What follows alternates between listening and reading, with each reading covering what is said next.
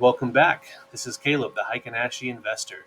I'm bringing you another weekly review of the stock market major indexes. We're going to take a look at the ETFs, the QQQ, the SPY, and the IWM small caps. So this is on Friday, week ending in 7/28/23. So first up here, we're going to take a look at the weekly chart of the QQQ. We have our Heikin-Ashi modified candlesticks here on the chart. I did switch it up a little bit this week. I have the same moving averages that I had on the last chart, but these are just clouds. So I've used these in the past, and I'm kind of going back to them a little bit, testing a couple things out. But all you really have here to keep in mind is this cloud is a 3 and an 8 moving average, and then the green cloud is the space between those two. So 3 and 8. This is a 17 period and 21 period, kind of my intermediate.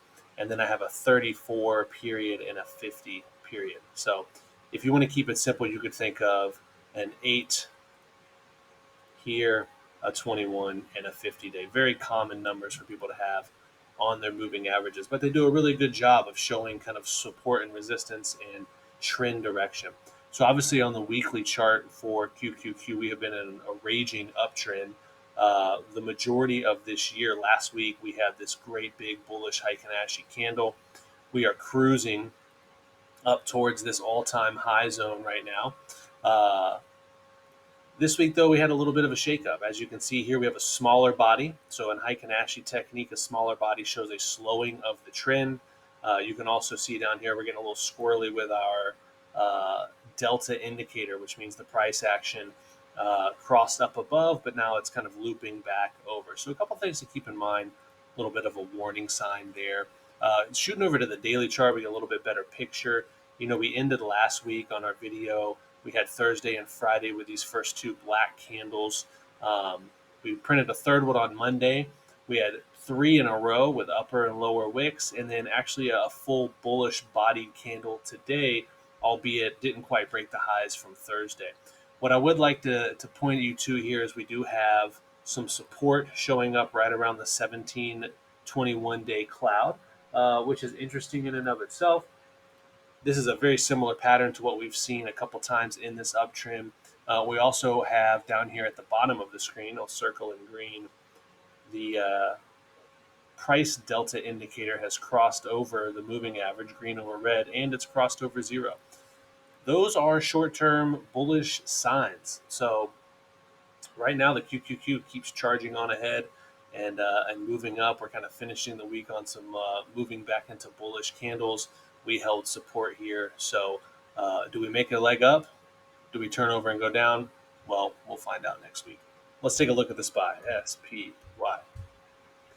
All right, so the SPY, let's go to the weekly chart first. Very similar to the QQQs, just like last week. We have this beautiful trajectory upward here, riding above all of these key moving averages. We're getting really close to this zone up here, which is going to be all-time highs. In our indicator down below, if you take a look at the bottom of the screen, Delta had a crossover in the positive territory right here, which is a really bullish sign. I mean, the zero line is down here, and we crossed over up there. So all is bullish on the weekly chart. Absolutely no reason from a bigger picture perspective to try to short this thing right now, even if you think the big crash is coming. Let's look over here at the daily chart. You can see we talked about this last week in the video. We had a couple of candles with the upper lower wicks. Same thing this week. The last 3 days, Wednesday, Thursday, Friday, upper wick, lower wick. They are white bodies. We are gradually moving up. But you can see down here the delta indicator a little bit squirrely, kind of not wanting to break away and separate. So some indecision entering the market really the past week or so as we've kind of melted up here on the SPY. Lastly, let's take a look at the IWM. This is the small caps, kind of the laggard of the two. Hasn't really had the raging bullish year that the other two have had. This one's really interesting to me because, as you can see here, this is our third time heading up into this zone. We had 1, we had 2, and now we're back here again. We have a key psychological level of 200. 198.74 was the peak right back here, but we're getting up close to that psychological level. We rejected once back in August of last year. We rejected again in January of this year. So what happens this time? Well, supply and demand, or support and resistance, rather. The way I like to think about it is every time you run into that same barrier, you're whittling away, right?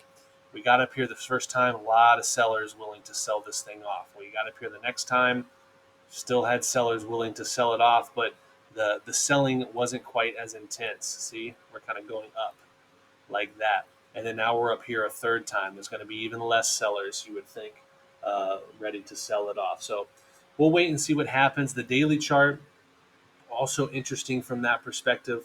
If you take a look back here over to your left on the other two times that we entered, this first time we went up into this zone, we pretty much came right back out of it, right? Hung out at this 21 day and then fell through. The next time we came up to this zone, came out of it a little bit more gradually. I would say we hung out. This slope is a little bit less intense than this one over here. All right, and now we're up here for a third time, and we have had about 6 or 7 candles hang out in this zone. A bunch of upper and lower wicks. A lot of indecision happening here. The bears are not able to push this thing right back down like they were on the first and the second attempt. So we have a little bit more staying power, which is quite interesting. If we take a look at the delta indicator here, you can see the price action is actually turned back up bullish right at the 0 line. So that's a nice bullish sign. Not something to take action on in and of itself, but that's a nice sign there. So let me shoot back over to the QQQ chart here, just looking forward. We looked at all 3 of these. Things still remain bullish. There's no reason to get short just yet. You have price action indicators above the 0 neutral line. We have white bullish candles. Be patient. I'm sure there'll be a time to sell, but don't jump the gun too early because people are in an absolute buying frenzy, and this thing just keeps moving upwards. So, one thing I do want to draw your attention to, which is pretty crazy. I'm going to start on this white body doji here, even though it does have a lower wick, and move over to the right. We have 19 consecutive bars of this Heikin-Ashi trend candle here on the weekly chart moving upward. I scrolled back all the way to the 2008 crash. I couldn't find anything other than coming out of COVID. We had about 22 weekly bars up. So that's pretty remarkable. This has been a heck of an uptrend throughout the course of this year. It's not over yet. Could it be getting close to the top? Sure. Nobody knows. So keep trading your plan and keep executing with discipline. Don't try to anticipate the top because you will get burned. So hope you guys enjoyed this video. If you did, please leave a like. Leave a comment if you have ideas for what other things you would like to see. This channel is going to be dedicated predominantly to the Heikin-Ashi technique, but I do like to talk about all things stocks. So I hope you enjoyed it. Hope you learn a little bit, and I hope you have a great weekend.